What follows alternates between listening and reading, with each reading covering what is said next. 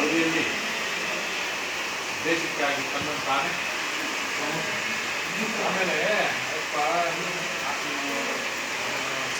ಕೋಮುವಾದಿ ಅದು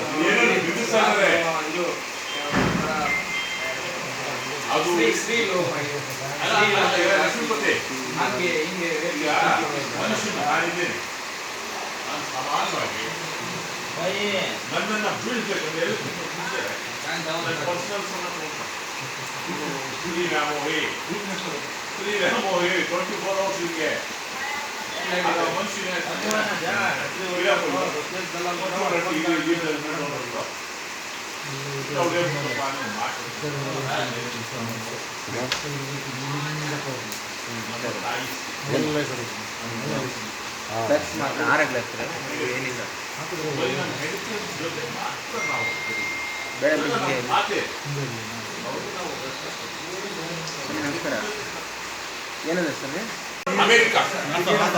ಅಮೆರಿಕಾದಲ್ಲಿ ನಾಸಾದಲ್ಲಿ ಶ್ರೀ ಟಿಪ್ಪು ಸುಲ್ತಾನ್ ಭಾವಚಿತ್ರ ಇದೆ. NASA, the senior supermost scientists, they have to see every day in NASA the photo of Tipu. Shiva, mobile idea. National Aeronautic Space Auditorium in America. And second, in Delhi, ನಮ್ಮ ಭಾರತ ದೇಶದ ದೆಹಲಿಯಲ್ಲಿ Tipu Sultan photo ಇದೆ ಅಲ್ಲಿನ ಅಸೆಂಬ್ಲಿಯಲ್ಲಿ. He was a great man. He is sacrificing total his life for our great India. Tipu Sultan is not an ordinary person. He was a total sacrifice. ದೇಶಕ್ಕಾಗಿ ತನ್ನ ಜೀವನವನ್ನು ಬಿಟ್ಟಂತ ಒಬ್ಬ ಮಹಾನ್ ತ್ಯಾಗಿ. ಹೇಳ್ರಿ 520 ರಾಜ್ಯದಲ್ಲಿ ತನ್ನ ಮಕ್ಕಳನ್ನ ಹೊಟ್ಟೆ ಮಾಡಿದಿರಂತ ಒಬ್ಬ ರಾಜನ ತೋರಿಸಿ ಉದಾಹರಣೆಗೆ. ಹೊಟ್ಟೆಯಲ್ಲಿ ಹುಟ್ಟಿದಂತ ಮಕ್ಕಳನ್ನ ಅಬ್ದುಲ್ ಖಾಲಿದ್ ಮತ್ತು ಫತೇಹ್ ಮೊಹಮ್ಮದ್ ಅನ್ನ ಲಾರ್ಡ್ ಕಾರ್ನ್ವಾಲಿಸ್ ಜೊತೆ ಕಳಿಸ್ಕೊಟ್ಟಿರ್ತಾರೆ, ಹೊಟ್ಟೆ ಮಾಡಿರ್ತಾರೆ. ಈ ಉದಾಹರಣೆ ಇದೆಯಾ? ಬ್ರಿಟಿಷರ ಜೊತೆ ಯಾಕೆ ಟೈಅಪ್ ಆಗಬಾರ್ದಾಗಿತ್ತು? ಹೈದರಾಬಾದ್ ನಿಜಾಮರು ಟೈಅಪ್ ಆಗಬೇಕು, ಪುಣೆಯ ಪೇಶ್ವೆ ಚೌಹಾಣರು ಅವರು ಟೈಅಪ್ ಆಗಬೇಕು, ಮೈಸೂರು ಸಂಸ್ಥಾನದ ಮಹಾರಾಣಿ ಮಹಾರಾಜ ನರಸಿಂಹರಾಜ ಒಡೆಯರ್, ಜಯಕೃಷ್ಣರಾಜ ಒಡೆಯರ್, ಶ್ರೀಕೃಷ್ಣರಾಜ ಒಡೆಯರ್ ಅವರೆಲ್ಲ ಟೈಪ್ ಆಗಿಬಿಟ್ರು. ಯಾಕೆ ಟಿಪ್ಪು ಸುಲ್ತಾನ್ ಟೈಪ್ ಆಗಿ ಆರಾಮಾಗಿ ಕಳಿಬೇಕಾಗಿತ್ತು ದಿನಗಳನ್ನ? ಯಾಕೆ ಕಳೆಯಲಿಲ್ಲ? 18 ವರ್ಷಗಳ ಕಾಲ ಆಡಳಿತ ನಡೆಸಿ ಬ್ರಿಟಿಷರೊಂದಿಗೆ ಸೆಣಸಾಡಿದ್ರು. ಯಾರಿಗಾಗಿ? ಇವತ್ತು ನಮ್ಮ ಕರ್ನಾಟಕ ನಿಂತಿದೆ, ನಮ್ಮ ರಾಜ್ಯ ನಿಂತಿದೆ ಅಂದ್ರೆ ಅವರು ತ್ಯಾಗ ಬಲಿದಾನಗಳ ಪ್ರತೀಕಾರಿ. ಯಾಕಂದ್ರೆ ಒಬ್ಬ ವ್ಯಕ್ತಿ ಇತಿಹಾಸ ನಿರ್ಮಿಸಬೇಕಂದ್ರೆ ಇತಿಹಾಸನ ತಿಳಿದಿರಬೇಕು. They who do not know history cannot make history. They who do not know history cannot make history. ಯಾಕಂದ್ರೆ ಇತಿಹಾಸ ತಿಳ್ಕೊಂಡಿದ್ರು ಟಿಪ್ಪು ಸುಲ್ತಾನ್ರು. ಇವತ್ತು ಅವರು ನಮ್ಮ ಭಾರತ ದೇಶಕ್ಕೆ ಕಿರೀಟ ಇದ್ದಾಗ್ರಿ. They have to have a crown. ಇಡೀ ಪ್ರಪಂಚದಲ್ಲಿ ಬ್ರಿಟಿಷಲ್ಲಿ ಅವರ ಹೆಸರಿದೆ, ಅಮೆರಿಕದಲ್ಲಿ ಅವರ ಹೆಸರಿದೆ, ಅಂತಾರಾಷ್ಟ್ರೀಯ ಮಟ್ಟದಲ್ಲಿ. ಮೊನ್ನೆ ಹೇಳ್ತಾರೆ ನಮ್ಮ ಭವ್ಯ ಭಾರತ ದೇಶದ ರಾಷ್ಟ್ರಪತಿಗಳಾದಂತಹ ಶ್ರೀ ರಾಮನಾಥ್ ಕೋವಿಂದ್ ಹೇಳ್ತಾರೆ, ನಮ್ಮ ಬೆಂಗಳೂರಿನ ಅಸೆಂಬ್ಲಿ ವಿಧಾನಸಭೆಯಲ್ಲಿ ಹೇಳ್ತಾರೆ, Tipu Sultan is a great warrior, is the first freedom fighter of our India. ಬ್ರಿಟಿಷರಿಗೆ ನಿದ್ದೆ ಕೆಡಿಸ್ಬಿಟ್ಟಿದ್ರು, ಅವರೇ ರಾಕೆಟ್ ಲಾಂಚರ್ ಅನ್ನ ಹಿಡಿದವರು. ನಮ್ಮ ದೇಶದಲ್ಲಿ ಅತಿ ಹೆಚ್ಚು ನಮಗೆ ಸ್ವಾತಂತ್ರ್ಯ ತಗೊಂಡ್ಬರಕ್ಕೆ ಟಿಪ್ಪು ಸುಲ್ತಾನ್ರು ಪ್ರಥಮ ಸ್ವತಂತ್ರ ಸೇನಾನಿ. ಅವರಿಂದ ನಮ್ಮ ದೇಶ ಇವತ್ತು ಸುರಕ್ಷಿತವಾಗಿದೆ. ಟಿಪ್ಪು ಸುಲ್ತಾನ್ ಅವರು ಕೋಮುವಾದಿ ಅನ್ನೋ ವಿಚಾರ ಬರ್ತಾ ಇದೆ. ಕೋಮುವಾದಿ ಅನ್ನೋ ಅಂತ ಹೇಳ್ತಿರ್ಲಿಕ್ಕೆ ನೋಡಿ, ಅವರಿಂದ ಯಾವುದೇ ಒಂದು ಜನಾಂಗಕ್ಕಾಗ್ಲಿ ಒಂದು ಸಮಾಜಕ್ಕಾಗ್ಲಿ ಕೆಟ್ಟದಾಗಿ ನಡ್ಕೊಂಡಿಲ್ಲ. ಅವರು ಎಲ್ಲರೂ ತಮ್ಮ ಬಂಧು ಬಳಗ, ತಮ್ಮ ಸಹೋದರತ್ವ ಮನೋಭಾವನೆ ನೋಡಿರ್ತಾರೆ. ಅವರ ಒಂದು ರಾಜ್ಯದಲ್ಲಿ ಯಾರಿಗೆ ಒಂದು ಇಂಥ ಕೆಲಸಗಳನ್ನು ಕೊಟ್ಟಿಲ್ಲ. ಅವರು ಆ ರೀತಿ ಏನಾದ್ರು ಕೊಟ್ಟಿದ್ರೆ ಆಗಲೇ ಅವರು ಎದುರಾಳಿ ಆಗ್ಬಿಡ್ತಿದ್ರು.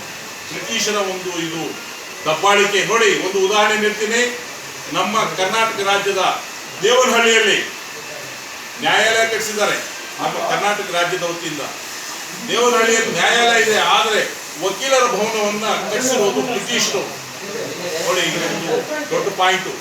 ನ್ಯಾಯಾಲಯ ನಮ್ಮ ಕರ್ನಾಟಕ ರಾಜ್ಯದ ರಾಜ್ಯ ಸರ್ಕಾರದಿಂದ ಇಲಾಖೆ ಕಟ್ಟಿಸಿದೆ. ಆದರೆ ವಕೀಲರ ಭವನವನ್ನ ಕೊಡುಗೆಯಾಗಿ ಬ್ರಿಟಿಷ್ ಅವರು ಕಟ್ಟಿಸಿದ್ದಾರೆ. ಯಾಕೆಂದ್ರೆ ಟಿಪ್ಪು ಸುಲ್ತಾನ್ ಹುಟ್ಟಿದಂತ ಸ್ಥಳ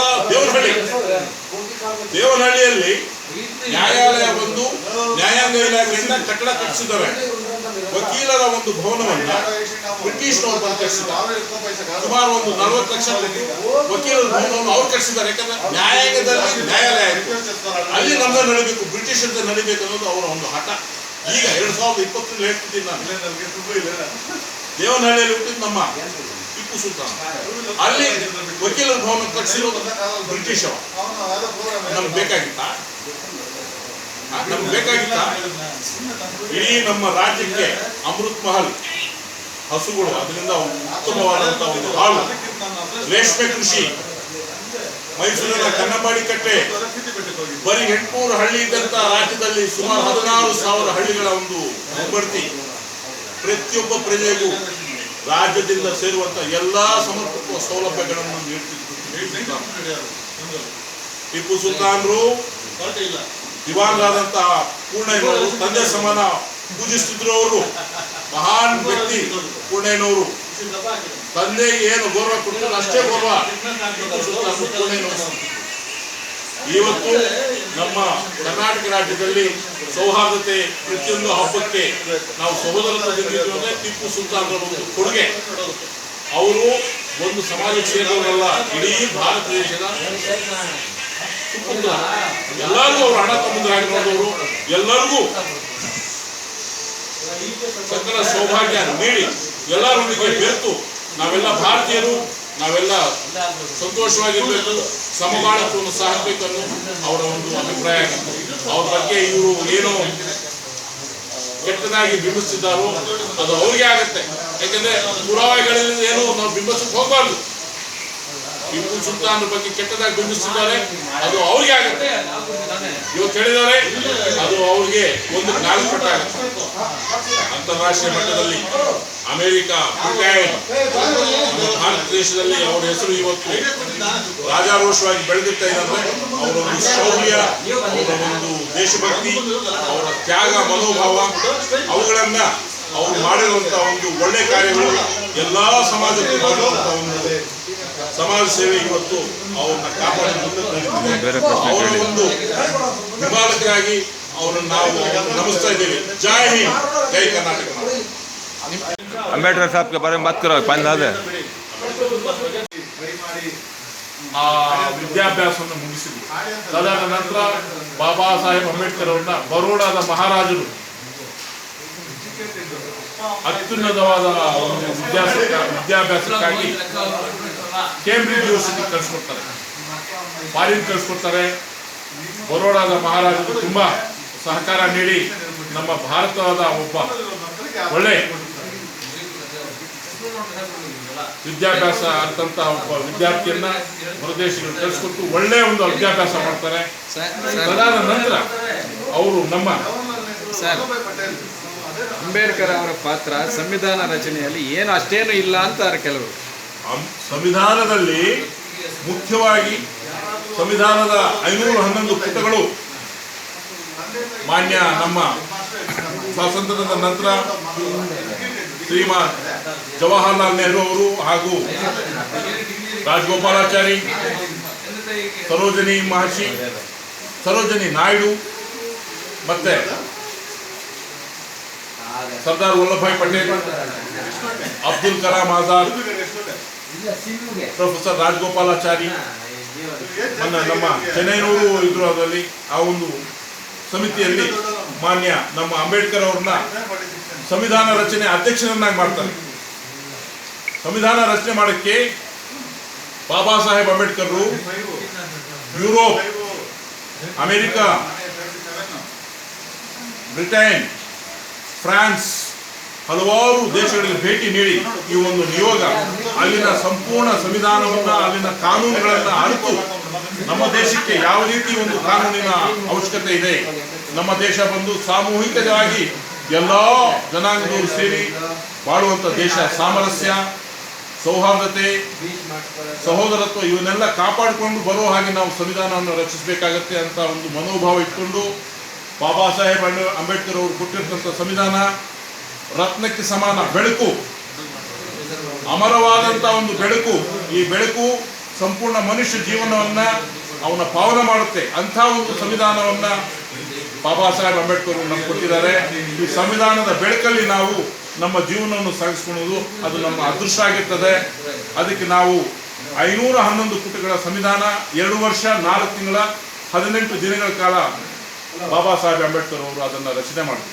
2 ವರ್ಷ 4 ತಿಂಗಳ 18 ದಿನಗಳ ಕಾಲ 511 ಪುಟಗಳ ಸಂವಿಧಾನವನ್ನ ಬರೆದು ಈ ಅಖಂಡ ಭಾರತವನ್ನ, ಈ ದೇಶ ನಮ್ಮದು, ಈ ಭೂಮಿ ತಾಯಿ ನಮ್ಮ ತಾಯಿ ಅಂತ ಹೇಳಿ 1950 ಜನವರಿ 26ರಂದು ದೆಹಲಿಯ ಕೆಂಪು ಕೋಟೆಯ ಮೇಲೆ ಸಂವಿಧಾನವನ್ನು ಸಮರ್ಪಿಸಿದರು. ಇಂಥ ಸಂವಿಧಾನ ನಾವು ಪಡೆದುಕೊಂಡಿದ್ದಕ್ಕೆ ನಾವೆಲ್ಲ ಅದೃಷ್ಟವಂತರು. ಬಾಬಾ ಸಾಹೇಬ್ ಅಂಬೇಡ್ಕರ್ ಅವರು ಯುಗ ಪುರುಷರು, ವಿಶ್ವಮಾನವರು. ಅವರು ನಮ್ಮ ದೇಶದ ಬೆಳಕು, ವಜ್ರ ಇದ್ದ ಹಾಗೆ, ಈಸ್ ಎ ಲೈಟಿಂಗ್ ಡೈಮಂಡ್. ಅವರನ್ನು ನಾವು ನಮಿಸುತ್ತಾ, ಅವರ ಸಂವಿಧಾನವನ್ನು ನಾವು ಗೌರವಿಸುತ್ತಾ, ಅವರು ಸೂಚಿಸುವ ದಾರಿಯಲ್ಲಿ ನಾವು ನಡೀತೀವಿ. ಜೈ ಹಿಂದ್, ಜೈ ಕರ್ನಾಟಕ. 225 ಇನ್ನು ಅವ್ರು ಬಿಜೆಪಿ ಬರೀ 100 ಸೀಟ್ ಬಂದಿರೋದು.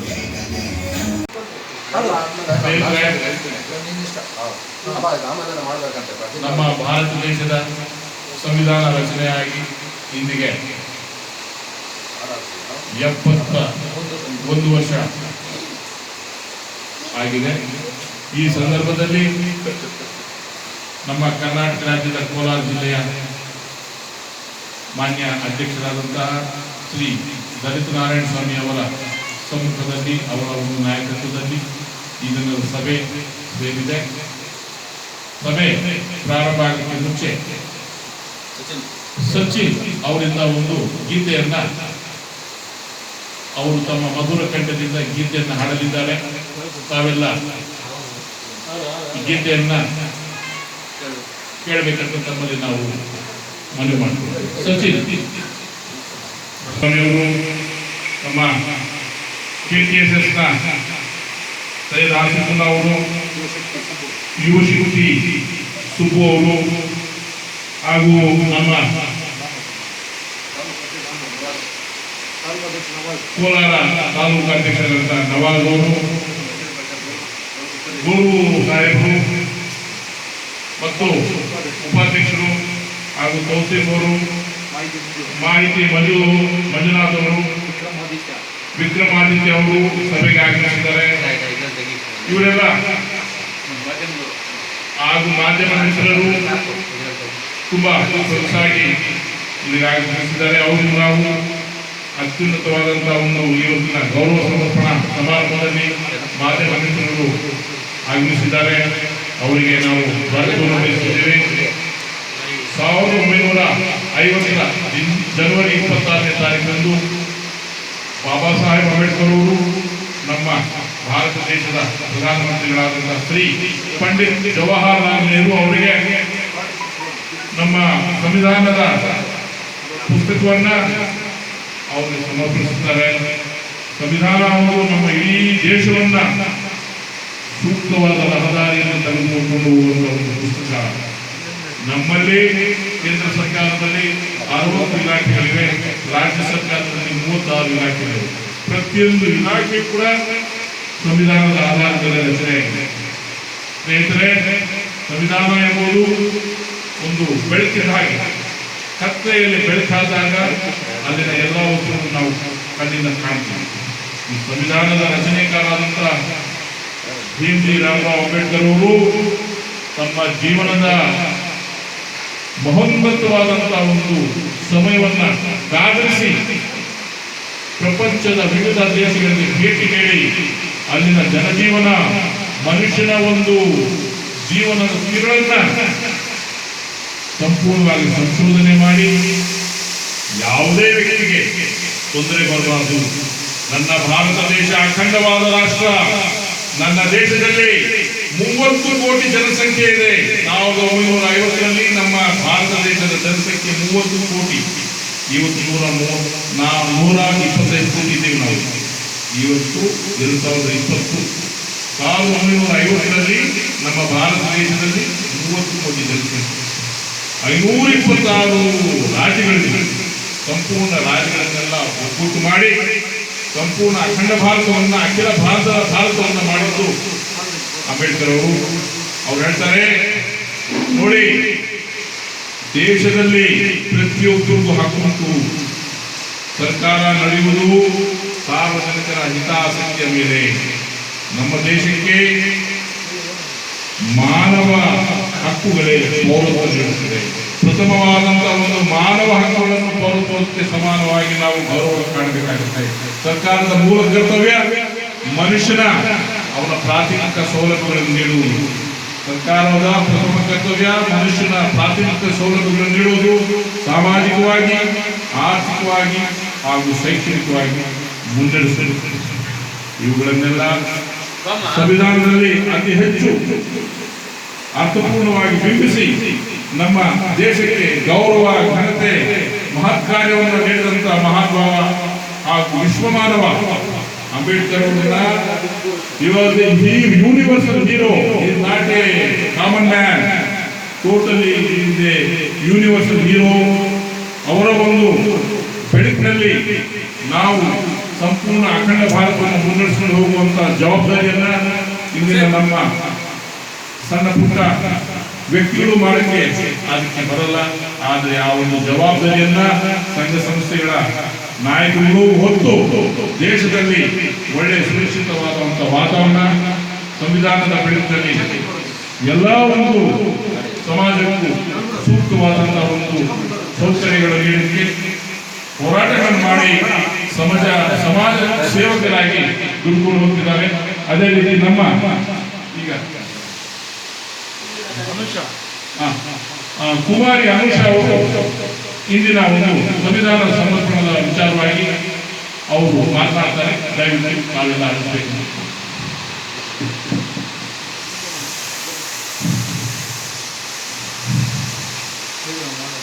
ಮೊದಲಿಗೆ ಎಲ್ಲರಿಗೂ ಸಂವಿಧಾನ ದಿನಾಚರಣೆಯ ಶುಭಾಶಯಗಳು.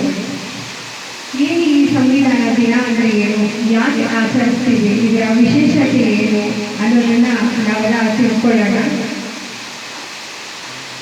1949 ನವೆಂಬರ್ 26ರಂದು ನಮ್ಮ ಭಾರತ ಸಂವಿಧಾನ ಪೂರ್ತಿಯಾಗಿ ರಚಿಸಲ್ಪಟ್ಟು ರಾಷ್ಟ್ರಪತಿಗಳಾದ ಬಾಬು ರಾಜೇಂದ್ರ ಪ್ರಸಾದ್ ಅವರ ಕೈಗೆ ಸಮರ್ಪಿಸ್ತಾರೆ. ಸುಮಾರು 60ಕ್ಕೂ ಹೆಚ್ಚು ದೇಶಗಳ ಸಂವಿಧಾನಗಳನ್ನ ಅಧ್ಯಯನ ಮಾಡಿ, ಐರಿಷ್ ಆಗಿರ್ಬೋದು, ಜಪಾನ್ ಆಗಿರ್ಬೋದು, ಮುಂತಾದ ಸಂವಿಧಾನಗಳನ್ನು ಅಧ್ಯಯನ ಮಾಡಿ ಅದರಲ್ಲಿರುವಂತಹ ಕೆಲವೊಂದು ರೂಲ್ಸ್ ಆ್ಯಂಡ್ ರೆಗ್ಯುಲೇಷನ್ಸ್ನ ನಮ್ಮ ಸಂವಿಧಾನಕ್ಕೆ ಅಡಾಪ್ಟ್ ಮಾಡಿಕೊಳ್ತಾರೆ. ನಮ್ಮ ಡ್ರಾಫ್ಟಿಂಗ್ ಕಮಿಟಿಯಲ್ಲಿ 284 ಅಭ್ಯರ್ಥಿಗಳುಳ್ಳ ಒಂದು ಡ್ರಾಫ್ಟಿಂಗ್ ಕಮಿಟಿನ ಬಾಬಾ ಸಾಹೇಬ್ ಅಂಬೇಡ್ಕರ್ ಅವರ ಚೇರ್ಮನ್ಶಿಪ್ಪಲ್ಲಿ ಕಮಿಟಿನ ಅರೇಂಜ್ ಮಾಡಿರ್ತಾರೆ. 1945 ಜನವರಿ 26 ಮಟ್ಟಿಗೆ ನಮ್ಮ ಸಂವಿಧಾನವನ್ನು ಅಧಿಕೃತವಾಗಿ ನಾವು ಅಂಗೀಕಾರ ಮಾಡಿರ್ತೇವೆ. ಆದರೆ ಅದನ್ನು 1949 ನವೆಂಬರ್ 26ರಂದು ಎಲ್ಲ ಇಡೀ ಭಾರತ ದೇಶವೇ ಅದನ್ನು ಅಂಗೀಕಾರ ಮಾಡುತ್ತೆ. ಆ ದಿನವನ್ನು ನಾವು ದಿ ಅಡಾಪ್ಟೇಷನ್ ಡೇ, ಅಂಗೀಕೃತ ದಿನ ಅಂತ ಆಚರಿಸ್ತೇವೆ. ಆದರೆ 2015ನೇ ಇಸ್ವಿಯಲ್ಲಿ 125ನೇ ಬಾಬಾ ಸಾಹೇಬ್ ಅಂಬೇಡ್ಕರ್ ಅವರ ಜನ್ಮ ದಿನಾಚರಣೆಯ ಒಂದು ಶುಭ ಸಮಾರಂಭದಲ್ಲಿ ಏನು ಮಾಡ್ತಾರಪ್ಪ ಅಂದರೆ, ಈ ದಿನವನ್ನು ನಾವು ಅಡಾಪ್ಟೇಷನ್ ಡೇ ಅಂತ ಮಾಡೋದು ಬೇಡ, ಸಂವಿಧಾನ ದಿನ ಅಂತ ಮಾಡೋಣ ಅಂತ ನಮ್ಮ ಭಾರತ ಸರ್ಕಾರ ನಿರ್ಧರಿಸಿ 2015ರಿಂದ ಈ ದಿನದವರೆಗೂ ನವೆಂಬರ್ 26ರಂದು ನಾವು ಸಂವಿಧಾನ ದಿನ ಅಂತ ಆಚರಿಸ್ತೇವೆ. ನಮ್ಮ ಭಾರತದ ಸಂವಿಧಾನದಲ್ಲಿ 1,18,369 ಪದಗಳಿಂದ ರಚಿಸಲ್ಪಟ್ಟಿರುತ್ತೆ.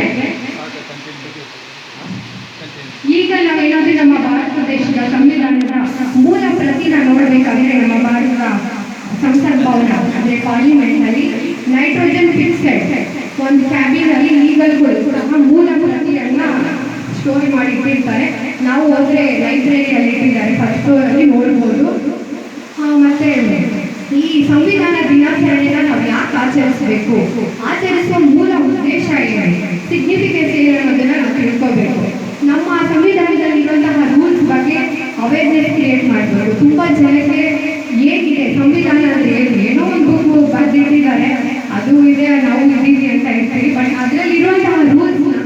ಜನರಿಗೆ ಅವೇರ್ನೆಸ್ ಕ್ರಿಯೇಟ್ ಮಾಡಬೇಕು.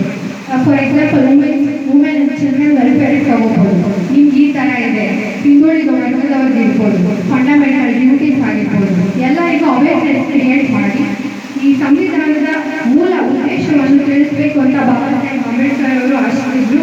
ನಾವು ಆಶಿಸ್ತಾ ಇದ್ದೀವಿ. ಎಲ್ಲರಿಗೂ ಒಳ್ಳೆಯದು. ಜೈ ಜೈ. ಡಾಕ್ಟರ್ ಬಾಬಾ ಸಾಹೇಬ್ ಅಂಬೇಡ್ಕರ್ ಈ ದೇಶದ ಮಹಾನ್ ವ್ಯಕ್ತಿ, ಅಗ್ರಗಣ್ಯ ನಾಯಕರಾಗಿರ್ತಕ್ಕಂಥ ದೀನದಲಿತರ ಆಶಾಕಿರಣ, ಭಾರತ ದೇಶದ ಸಂವಿಧಾನ ರಚನೆ ಮಾಡಿರ್ತಕ್ಕಂಥ ಡಾಕ್ಟರ್ ಬಾಬಾ ಸಾಹೇಬ್ ಅಂಬೇಡ್ಕರ್ ಅವರು ಇಡೀ ಈ ಮನುಕುಲ ಏನು ಭಾರತ ದೇಶದ ಮನುಕುಲ ಇತ್ತು, ಪ್ರತಿಯೊಬ್ಬ ನಾಗರಿಕರಿಗೂ ಪ್ರತಿಯೊಬ್ಬ ಪ್ರಜೆಗೂ ಎಲ್ಲರಿಗೂ ಸಹ ಹಕ್ಕನ ಸಿಗಬೇಕಂತಕ್ಕಂಥದ್ದನ್ನ ಈ ಒಂದು ಡಾಕ್ಟರ್ ಬಾಬಾ ಸಾಹೇಬ್ ಅಂಬೇಡ್ಕರ್ ಅವರು ರಚನೆಯ ಮುಖಾಂತರದಲ್ಲಿ ನಾವು ನೋಡಬಹುದು.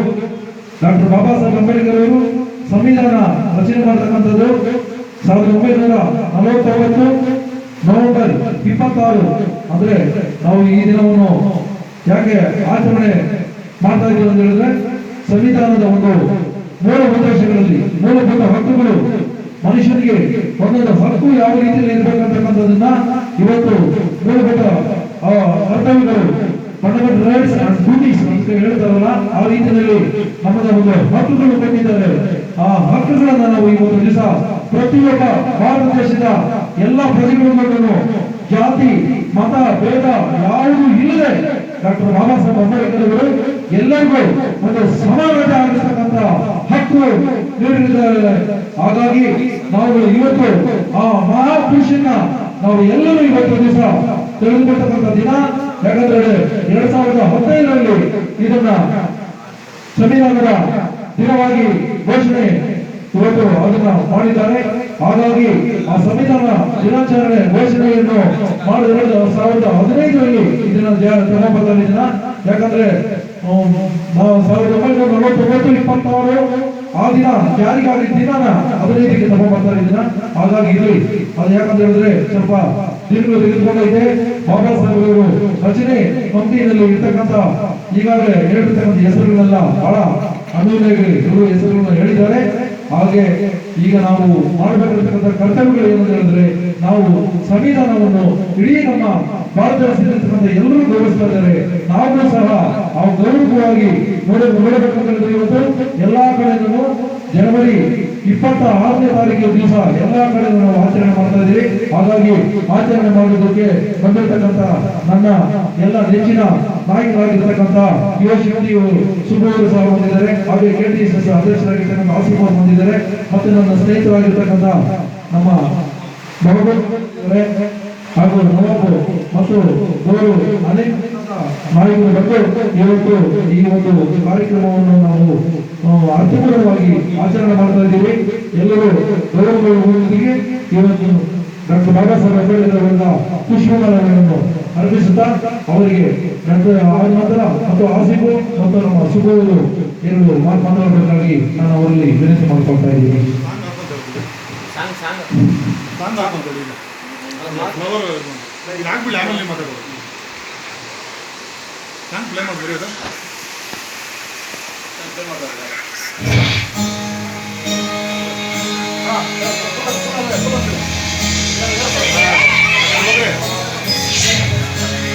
ಆಗ್ಲಿಕ್ಕೆ ಬಂದ್ರೆ ಆಗ್ಲಿಕ್ಕೆ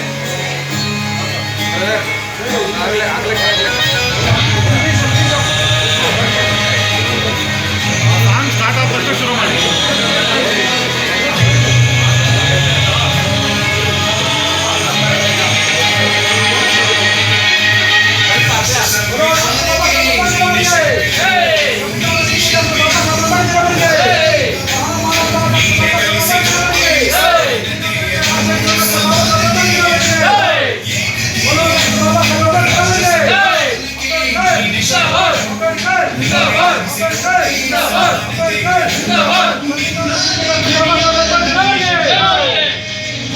ನಮ್ಮ ಕೊಟ್ಟಿದ್ದಾರೆ ಇವತ್ತು 71ನೇ ದಿನಾಚರಣೆಯನ್ನು ನಮ್ಮ ಭಾರತ ದಲಿತ ಸೇನೆಯ ರಾಜ್ಯಾಧ್ಯಕ್ಷರಾದಂಥ ದಲಿತ ನಾರಾಯಣ ಸ್ವಾಮಿ ಅವರ ನೇತೃತ್ವದಲ್ಲಿ ಇವತ್ತು ಡಾಕ್ಟರ್ ಬಾಬಾ ಸಾಹೇಬ್ ಅವರನ್ನ ನೆನಪಿ ಈ ಕಾರ್ಯಕ್ರಮವನ್ನು ಯಶಸ್ವಿಯಾಗಿ ಮಾಡಿದ್ದೀವಿ.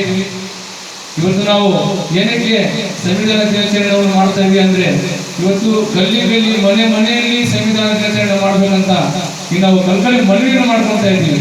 ಯಾಕಂದ್ರೆ ಈ COVID-19 ಕೊರೋನಾ ಇರೋದ್ರಿಂದ ಇವತ್ತು ಈ ದಿನಾಚರಣೆಯನ್ನು ಸರಳವಾಗಿ ಆಚರಣೆ ಮಾಡ್ತಾ ಇದ್ದೀವಿ. ಮುಂದಿನ ದಿನಗಳಲ್ಲಿ ಈ ಕಾರ್ಯಕ್ರಮವನ್ನು ಅದ್ದೂರಿಯಾಗಿ ಕಾರ್ಯಕ್ರಮ ಮಾಡಬೇಕಂತ ನಾನು ನಮ್ಮ ಅಧ್ಯಕ್ಷರಿಗೆ ಮನವಿ ಮಾಡ್ಕೊಳ್ತಾ ಇದ್ದೇನೆ. ಈ ಸಂದರ್ಭದಲ್ಲಿ ನನಗೆ ಮಾತಾಡುವ ಅವಕಾಶ ಕೊಟ್ಟಿದ್ದಕ್ಕೆ ನಾನು ವಂದಿಸಿ ನಾನು ಮಾತನಾಡ್ತಾ ಇದ್ದೇನೆ. ಜೈ ಹಿಂದ್, ಜೈ ಕರ್ನಾಟಕ.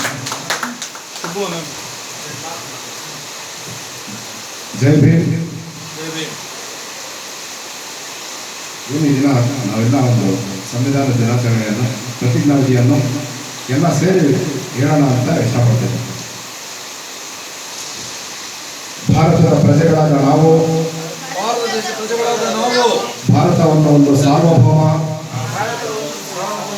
ಸಮಾಜವಾದಿ ಜಾತ್ಯತೀತ ಪ್ರಜಾಸತ್ತಾತ್ಮಕ ಗಣತಂತ್ರವನ್ನಾಗಿ ವಿಧಿಯುಕ್ತವಾಗಿ ಸ್ಥಾಪಿಸಿ ಅದರ ಎಲ್ಲ ಪ್ರಜೆಗಳಿಗೆ ಈ ಕೆಳಗಿನ ಹಕ್ಕುಗಳಾದ ಸಾಮಾಜಿಕ, ಆರ್ಥಿಕ ಮತ್ತು ರಾಜಕೀಯ ನ್ಯಾಯವನ್ನು ವಿಚಾರ, ಅಭಿವ್ಯಕ್ತಿ, ನಂಬಿಕೆ, ಭಕ್ತಿ ಮತ್ತು ಆರಾಧನೆಗಳಲ್ಲಿ ಸ್ವಾತಂತ್ರ್ಯವನ್ನು ಸ್ಥಾನಮಾನ ಮತ್ತು ಅವಕಾಶಗಳ ಸಮಾನತೆಗಳನ್ನು ದೊರಕಿಸಿ ವೈಯಕ್ತಿಕ ಘನತೆ, ದೇಶದ ಒಗ್ಗಟ್ಟು ಮತ್ತು ಐಕ್ಯತೆಗೆ ಎಲ್ಲರಲ್ಲೂ ಭಾತೃತ್ವವನ್ನು ಪ್ರೋತ್ಸಾಹಿಸಲು ನಿರ್ಧರಿಸಿ ನಮ್ಮ ಸಂವಿಧಾನ ರಚನಾ ಸಭೆಯಲ್ಲಿ 1949 ನವೆಂಬರ್ ಮಾಹೆಯ 26ನೇ ದಿನಾಂಕದಂದು ನಾವಾಗಿ ನಾವೇ ಈ ಸಂವಿಧಾನವನ್ನು ಸ್ವೀಕರಿಸಿ ಶಾಸನವನ್ನಾಗಿ ವಿಧಿಸಿಕೊಂಡಿದ್ದೇವೆ. ಸಂವಿಧಾನ ಶಿಲ್ಪಿ ಡಾಕ್ಟರ್ ಬಿ.ಆರ್. ಅಂಬೇಡ್ಕರ್ಗೆ ಏನು ದಿನ ಹೊನ್ನೇನಹಳ್ಳಿ ಗ್ರಾಮದಲ್ಲಿ ಭಾರತೀಯ ದಲಿತ ಸೇನೆ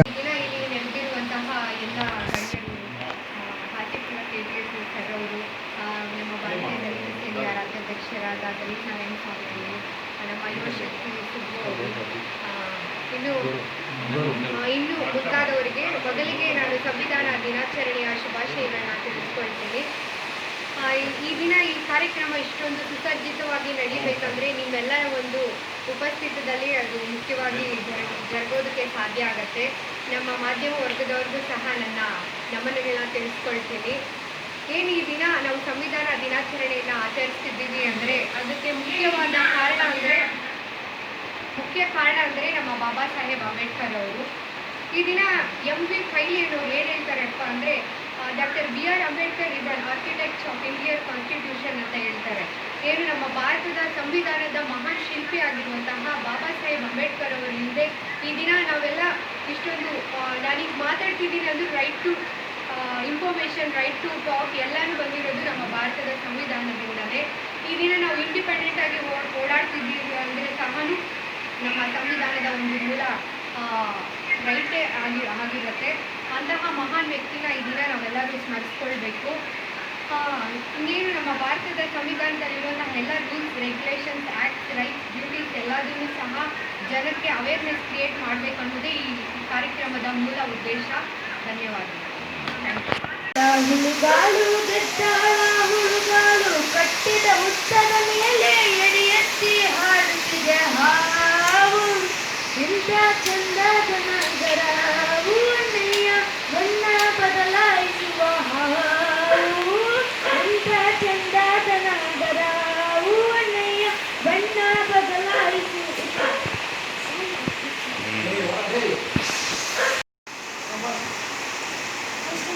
ಮಾಡು ಫಸ್ಟಿಂದ.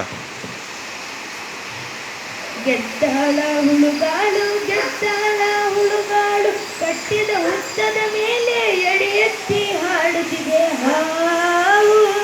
ಎಂತ ಚಂದದ ನಗರವು ಅಣ್ಣಯ್ಯ ಕಣ್ಣ ಬದಲಾಯಿಸುವ ಹಾವು.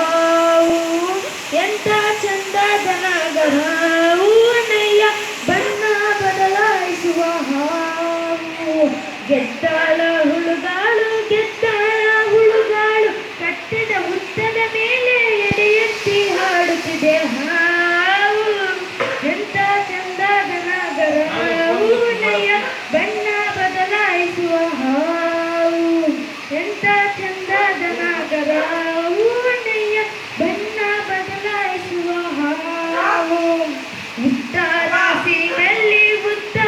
ಸೀಮೆಯಲ್ಲಿ ಹಾಳಂಬೆ ತೋಟದಲ್ಲಿ ದಾಳಿ ಮಾಡುತ್ತಿದೆ ಎನ್ನ ಹಾವು ಎಂತ ಚಂದದ ನಗರವು ನಯ್ಯ ಬಣ್ಣ ಬದಲಾಯಿಸುವ ಹಾವು ಎಂತ ಚಂದದ ನಗರವು ನಯ್ಯ ಬಣ್ಣ ಬದಲಾಯಿಸುವ ಹಾವು ದಕ್ಷಿಣ ದೇಶದಲ್ಲಿ ದಾಳಿಂಬೆ ತೋಟದಲ್ಲಿ ದಾಳಿ ಮಾಡುತ್ತಿದೆ ಎನ್ನ